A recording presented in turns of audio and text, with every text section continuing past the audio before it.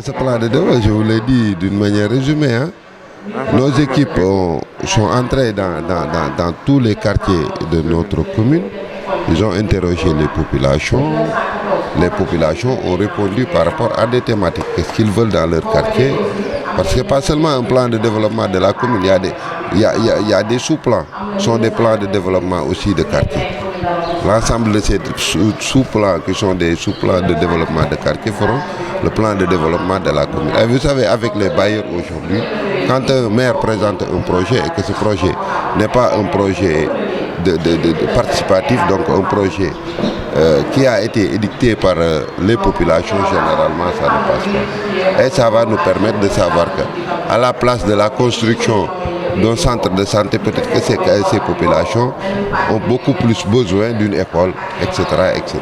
Donc ça va nous permettre d'avoir, de coordonner toutes les actions d'une manière efficace. Parce que ces actions ont été planifiées, ont été édictées par nos propres populations. Et ça nous a permis aussi de géolocaliser toute la commune. Aujourd'hui, par exemple, si je prends les poteaux électriques, tous les poteaux électriques ont été géolocalisés au niveau de ce plan. Donc à partir de notre bureau, on pourra savoir que tel poteau a une difficulté ou n'a pas de difficulté. Et ça va beaucoup nous aider par rapport à l'éclairage public. On a géolocalisé par exemple toutes les grandes infrastructures de notre commune. Aujourd'hui, sur un petit point de clic, vous pouvez savoir que le monument se trouve ici, que le poste de santé se trouve là-bas, que le centre de santé se trouve, que telle école se trouve là, et que les grandes rues, etc., etc. Ça va nous aider aussi par rapport à l'adressage qu'on doit continuer. Vous êtes le maire de la commune, 2015 a été marqué par les problèmes fonciers. Qu'est-ce que la mairie peut faire? En tout cas, ces problèmes fonciers ne sont pas des problèmes fonciers de la commune. Ce sont des problèmes fonciers du village. Et c'est très normal aussi parce que c'est un titre qui appartient à la collectivité Lebou. Donc c'est très normal qu'il y ait des problèmes. Mais en tout cas, nous avons tendu, nous sommes là pour essayer de concilier les positions. Et que sous peu, nous pensons que ce problème sera réglé.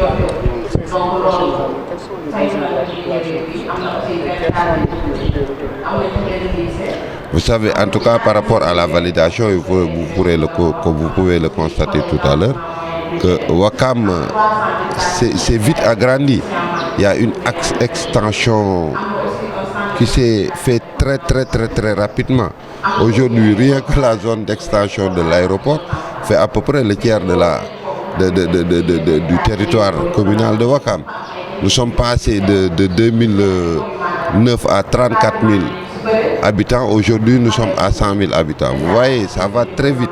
Il y a des quartiers qui viennent, qui sont peuplés d'une manière extraordinaire. Donc, c'est une augmentation de population qui avoisine les 15 à 20 000 habitants par an. Vous voyez que ça, si on ne planifie pas, il y aura des problèmes. Donc il faut planifier, il faut savoir qu'est-ce qu'on doit faire par rapport à ces quartiers, par rapport à l'augmentation de cette population. Sans une bonne politique de planification, il y aura toujours des difficultés d'accompagner les populations. Oui, des besoins d'infrastructures, tels que l'éclairage public, l'eau, etc., etc. Parce que je vous ai dit tantôt qu'il y a des quartiers qui naissent. Et que ces quartiers, une fois que le lotissement est fait, sont laissés à eux-mêmes. Ils ont des problèmes d'eau, ils ont des problèmes d'électricité, ils ont surtout des problèmes d'assainissement.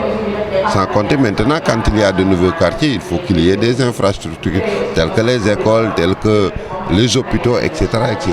Donc ce sont des besoins naturels que les populations ont vraiment demandé à ce que la commune puisse le faire. Net, s'informer en temps réel, site d'information exclusive numéro 1, www.lerel.net, un nouveau look de lerel.net, une valeur sûre du journalisme en ligne, 12 journalistes, des reporters sur le terrain, dont des anciens éléments, des renseignements généraux pour les investigations, des enquêtes fouillées, des reportages chocs et une rubrique People riche en infos, sans oublier la web TV.